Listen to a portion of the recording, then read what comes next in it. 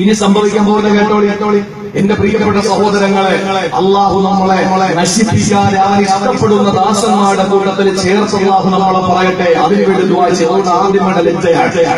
ആദ്യം ഒരാൾ അള്ളാഹ് നശിപ്പിക്കാൻ തീരുമാനിച്ചാൽ അവരിൽ നിന്ന് ലജ്ജ അള്ളാഹ് എടുത്ത് കളയും. അങ്ങനെ ലജ്ജയില്ലാതായി പോയാൽ ആദരവായ പ്രവാചകനെ പറയുകയാണ്,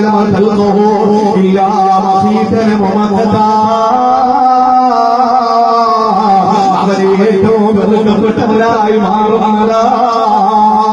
പള്ളിയുടെ മുന്നിലൂടെ മാർഗമില്ലാത്തവരെ കള്ളു കുടിച്ചു പോകുമ്പോ നശിപ്പിക്കാൻ തീരുമാനിച്ചതിന്റെ അടയാളമാകണ.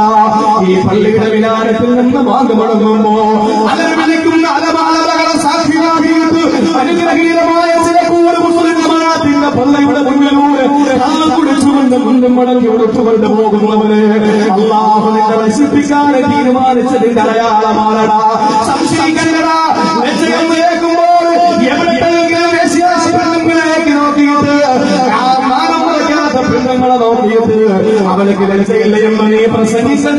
നീ നശിക്കാൻ തീരുമാനിച്ചിരിക്കുകയാണ്. അള്ളാഹു നശിപ്പിക്കാൻ തീരുമാനിച്ച അള്ളാഹുവിന്റെ റസൂൽ പറയുമ്പോൾ ലജ്ജയെടുത്ത് കളയുന്നതാണ്. അങ്ങനെ എടുത്തു കളഞ്ഞാലോ അവന് നാട്ടിലെ വെറുക്കപ്പെട്ടവനായി മാറുന്നതാണ്. അവന് കള്ളുകുടിക്കാൻ പരസ്യമായി കള്ളുകുടിക്കാൻ പിന്നെ മടിയില്ല. അവനക്ക് പരസ്യമായി വസ്ത്രമില്ലാതെ നടക്കുന്നതിന് മടിയില്ല. തലതുറന്നിട്ട് നടക്കുന്നതിന് മടിയില്ല. അവന്റെ ശരീരത്തിൽ ഒട്ടിപ്പിടിച്ച് കിടക്കുന്ന വസ്ത്രം ധരിക്കുന്നത് അവർക്ക് യാതൊരു വഴിയുമില്ല. അവൻ എന്തെല്ലാം ചെയ്താൽ ആളുകൾ നിൽക്കുമ്പോൾ അവന്റെ ശരീരത്തിൽ ഒട്ടിപ്പിടിച്ച് കിടക്കുന്ന വസ്ത്രം ധരിച്ചുകൊണ്ട് ചാഞ്ഞും ശരീരം പോകുന്നവളാ. അവൾക്ക് ലജ്ജയില്ല. അങ്ങനെ വരുമ്പോൾ നാട്ടിലെ വെറുക്കപ്പെട്ടവളായി മാറുകയാ. അങ്ങനെ ഒരാളെ നാട്ടിലെ വെറുക്കപ്പെട്ടവനായി കഴിഞ്ഞാലോ നബിതങ്ങൾ പറയുകയാണ്,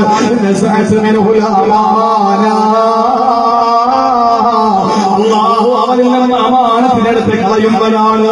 അമാനത്തിനെടുത്ത് അള്ളാഹു കളയുന്നവനാണ് എന്ന് പറഞ്ഞാ പ്രിയപ്പെട്ടവരെ, അവനൊരു വിശ്വാസം നഷ്ടപ്പെടുന്നവനാണ്. അവനെ ഏൽപ്പിച്ച കാര്യങ്ങൾ അള്ളാഹു എടുത്ത് കളയുന്നവനാണ്. അവന് പിന്നെ അമാനത്തുമായി ബന്ധമില്ല. അള്ളാഹു അമാനത്തെടുത്ത് കളയുന്നവനാണ്. അങ്ങനെ ഒരാളിൽ അമാനത്തെടുത്ത് അത് കളഞ്ഞാലോ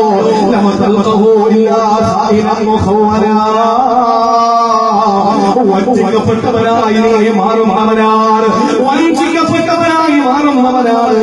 അങ്ങനെ വഞ്ചിക്കപ്പെട്ടവനായാലോ ആരോടും അവനെ കാരുണ്യം വരൂല. ആരോടും അവനെ കാരുണ്യം വരൂല. അങ്ങനെ ആരൊക്കെ കാരുണ്യം ഇഷ്ടപ്പെടുന്നുവോ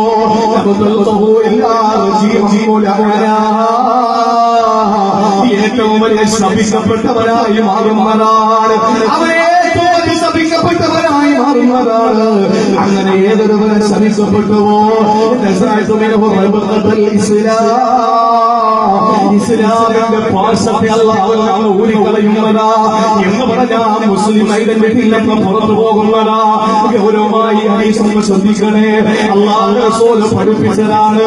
ഒരാളെ നശിപ്പിക്കാനുള്ള തീരുമാനിച്ചു കളഞ്ഞ അള്ളാഹു ഒരാഗ്രഹം കൊടുക്കാൻ തീരുമാനിച്ചു കഴിഞ്ഞ ആദ്യമായുള്ള ചെയ്യുന്നത് അവരിൽ നമ്മുടെ ലജ്ജയുടെ തന്നെ കളയുന്നതാണ്. അങ്ങനെ ലജ്ജയില്ലാതെ വന്നാലോ അവന് നാട്ടിലെ ഏറ്റവും വെറുക്കപ്പെട്ടവരായി മാറുന്നു. അതോടുകൂടി അവരെ നല്ല അമാനത്തിന് തന്നെ കളയുന്നതാണ്. ആ സമയത്ത് അവന് വഞ്ചിക്കപ്പെട്ടവനായി മാറുമത്രേ. വഞ്ചിക്കപ്പെട്ടവനായാൽ പിന്നെ അവന് കാരുണ്യമില്ല. അവന് പിന്നെ കരുണ കാണിക്കാൻ പറ്റൂല. അതോടുകൂടി ശപിക്കപ്പെട്ടവനായി മാറുമെന്നാണ്. അങ്ങനെ ശപിക്കപ്പെട്ടവനായാലോ അള്ളാഹുവിന്റെ പരിശുദ്ധമായ ദീനുൽ ഇസ്ലാമിന്റെ ഐഡന്റിറ്റിയിലും അവനങ്ങ് പുറത്തുപോയി എന്ന് ലോകത്തിന്റെ നായകൻ നബി മുഹമ്മദ് മുസ്തഫ. സാരമല്ല പ്രിയപ്പെട്ടവരെ, ഒന്ന് ചിന്തിക്കാൻ ഉദാഹരണ സഹിതം പറഞ്ഞുതരാം. ഒരു കള്ളുകൂടി എടുക്കുക. ലജ്ജ പെണ്ണുകളുള്ള വിഷയം വരുന്നുണ്ട്. കള്ളുകൂടിയ അവര് നാണം ഉണ്ടെങ്കിൽ എന്ത് ചെയ്യില്ല? കള്ളുകൂടിക്കില്ല. അവനെ അവൻ നശിപ്പിക്കാൻ തീരുമാനിച്ചാൽ ആദ്യം അവൻ എന്ത് ചെയ്യുന്നറിയോ? അവന് കള്ളുകുടിക്കും. കള്ളു കുടിച്ചു കഴിഞ്ഞാൽ എന്താ ചെയ്യുക? അവന് ലജ്ജ അള്ളാഹു കളയാ. ലജ്ജ എടുത്ത് കളഞ്ഞപ്പോൾ അവന് കള്ളു കുടിക്കും. ഒരു ഉദാഹരണം ഞാൻ പറഞ്ഞു. ഓരോ തിങ്കളും നിങ്ങൾ ചേർത്ത് വായിച്ചു. അവൻ കള്ളുകുടിയനായാൽ പിന്നെ നാട്ടിലെ വെറുക്കപ്പെട്ടവനായി. അല്ലേ? എല്ലാരും അവന് തന്നെ മോളെ കെട്ടിച്ചു കൊടുക്കാൻ ഇഷ്ടപ്പെടൂല, അവന്റെ മോളെ മറ്റൊരുത്തൻ വന്ന് കെട്ടാൻ ഇഷ്ടപ്പെടൂല, അവനെ ഒരു പെണ്ണിനെ കെട്ടിച്ചു കൊടുക്കാൻ താല്പര്യം കാണിക്കൂല, അവനെ ഏതെങ്കിലും ഒരു വിഷയത്തിൽ ആരും മധ്യസ്ഥതയ്ക്ക് വിളിക്കൂല, അവന് സമൂഹത്തിന്റെ മുമ്പിൽ വെറുക്കപ്പെട്ടവനായി. അങ്ങനെ എല്ലാവരും വെറുക്കുന്ന ഒരു സാഹചര്യം വരുമ്പോൾ അവന്റെ അമാനത്തെടുത്ത് അല്ലാഹു കളയും എന്ന് പറഞ്ഞാൽ പിന്നെ മക്കളാരും നോക്കില്ല. കാരണം അവന്റെ ഭാര്യ തന്നെ അവനെ ഒരു കാര്യത്തിനും വിളിക്കൂല. ലജ്ജയില്ലാതെ വന്നപ്പോ അവൻ വെറുക്കപ്പെട്ടവനായി. അതുകൊണ്ട് മോളുടെ കല്യാണം വരുമ്പോൾ തന്നെ കെട്ടിയോട് പോലും മോളോട് പറയൂല. ഒരാളുടെ കാര്യം കെട്ടിയോന്റെ അടുത്ത് പോലും മറച്ചു വെക്കുന്നു. അവന്റെ ഉത്തരവാദിത്വങ്ങൾ അല്ലാഹു എടുത്തെന്ന് കളയാം. പിന്നെ പള്ളിയിലെ കമ്മിറ്റിക്കാരനാണെങ്കിൽ പോലും കമ്മിറ്റിക്ക് വിളിക്കൂല. പിന്നെ ഒരു പെണ്ണ് കാണാൻ ഒരു ചടങ്ങിന് വേണ്ടി അവനെ വിളിക്കൂല. അവന്റെ ഉത്തരവാദിത്വം എന്തൊക്കെയുണ്ടോ അറിയുന്ന പതുക്കെ അല്ലാഹു അമാനത്തെടുത്തങ്ങ് കളയും. അവന് വീടാനുള്ള ആ ഒരു കഴിവ് അല്ലാഹു എടുത്ത് കളയും. അങ്ങനെ ആയാലോ അവൻ വഞ്ചിക്കപ്പെട്ടവനായി. ശരിയല്ലേ? കെട്ടിയോട് തന്റെ മോളുടെ കല്യാണം ഭർത്താവിന്റെ പറഞ്ഞില്ലെങ്കിൽ വഞ്ചിക്കപ്പെടുന്നതിനപ്പുറം വേറെ ഉണ്ടോ? അവൻ വഞ്ചിക്കപ്പെട്ടവനായി, ആളുകളാൽ വഞ്ചിക്കപ്പെടുന്നവനായി. അങ്ങനെ വഞ്ചിക്കപ്പെടുന്ന സാഹചര്യം വരുമ്പോഴാണ് അവനീ പതുക്കെ കാരുണ്യം അല്ലാഹു എടുത്ത് കളയും. അങ്ങനെ വരുമ്പോഴാണ് ആ ഒരൊറ്റ വിഷയത്തിന്റെ പേരിൽ ഭാര്യ തല്ലുന്നു, മക്കളെ തല്ലുന്നു, ബന്ധുക്കളെ തല്ലുന്നു, അയൽവാസികളോട് കയറുന്നു, പ്രശ്നങ്ങൾ ഉണ്ടാകുന്നു.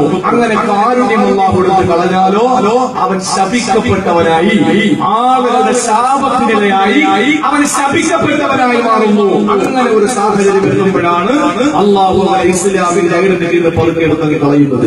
അപ്പൊ അല്ലാഹു ഒരുത്തനെ ഇസ്ലാമിന്റെ ഐഡന്റിറ്റിന്ന് കളയാൻ വേണ്ടി പടത്തുണ്ടെടുക്കുന്ന ആദ്യത്തെ പടി എന്ന് പറഞ്ഞാൽ അവനെ ലജ്ജയെടുത്തത് കളയലാണ്. ഇതുകൊണ്ടാണ് റസൂലുള്ളാഹി പറഞ്ഞത് അൽ ഹയാഉ വൽ ഈമാനു ഖുറനാഉ ജമിഅ.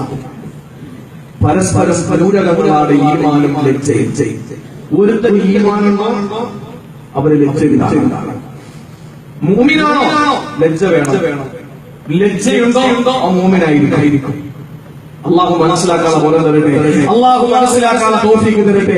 ഏതെങ്കിലും ഒന്ന് ഉയർത്തപ്പെട്ടാൽ അടുത്തതും ഉയരുമെന്നുള്ള കാര്യത്തിൽ ഒരു സംശയവുമില്ല. ഒരുത്തൻ ഈമാൻ ഉയർത്തപ്പെട്ട് കഴിഞ്ഞാൽ അവന് ലജ്ജ ഉണ്ടാവില്ല. ഒരുത്തൻ ലജ്ജ ഉയർത്തപ്പെട്ട് കഴിഞ്ഞാൽ അവൻ ഈമാൻ ഉണ്ടാവില്ല. അതുകൊണ്ടാണ് നബിതങ്ങൾ പറഞ്ഞത് കള്ള് കുടിക്കുന്നവരും മോഷ്ടിക്കുന്നവരും വ്യഭിചരിക്കുന്നവരും ആ തിന്മ ചെയ്യുന്ന സമയത്ത് മുഅ്മിനായിരിക്കില്ല. ഈമാൻ കുട പോലെ മുകളിലോട്ട് ഉയർന്നു നിൽക്കുമെന്നാണ്. മദ്യപിക്കുന്ന ഒരുത്തന്റെ ഈമാൻ അവന്റെ ഹൃദയത്തിൽ നിന്ന് കുട പോലെ മുകളിലോട്ട് മാറി നിൽക്കും. വ്യഭിചരിക്കുന്നവന്റെ മുകളിലോട്ട് കുട പോലെ ഈമാൻ ഉയർന്നു നിൽക്കും. പലിശ വാങ്ങുന്ന കള്ളു കുടിക്കുന്നവന്റെ ഈമാൻ മുകളിലോട്ട് മാറി നിൽക്കും. മോഷ്ടിക്കുന്നവന്റെ ഈമാൻ പുറത്തിറങ്ങിയിട്ട് മുകളിലോട്ട് ഉയർന്നു നിൽക്കും. ആ ആർത്തികെട്ട പ്രവർത്തനത്തിൽ നിന്ന് പിന്മാറുമ്പോഴാണ് ഈമാൻ നമ്മിലേക്ക് തിരിച്ചു വരിക. അതുകൊണ്ട് എന്റെ പ്രിയപ്പെട്ട സഹോദരങ്ങളെ, നമുക്ക് ലജ്ജയില്ലെങ്കിൽ ഇസ്ലാമില്ല. അതുകൊണ്ട് ഇസ്ലാമിയായി മുസ്ലിമായി മുഅ്മിനായി ഇവിടെ ഒരു പ്രിയപ്പെട്ടവരോട് എനിക്ക് പറയാനുള്ളത് നമുക്ക് അത്യന്താപേക്ഷിതമാണ് ഈ ലജ്ജ. ലജ്ജയില്ലെങ്കിൽ നമ്മുടെ ജീവിതം, നമ്മുടെ ഈമാനികമായ ജീവിതം നഷ്ടപ്പെട്ടു. അല്ലാഹു മനസ്സിലാക്കാനുള്ള തൗഫീഖ് തരട്ടെ. ഇനി എന്റെ വിഷയത്തിലൂടെ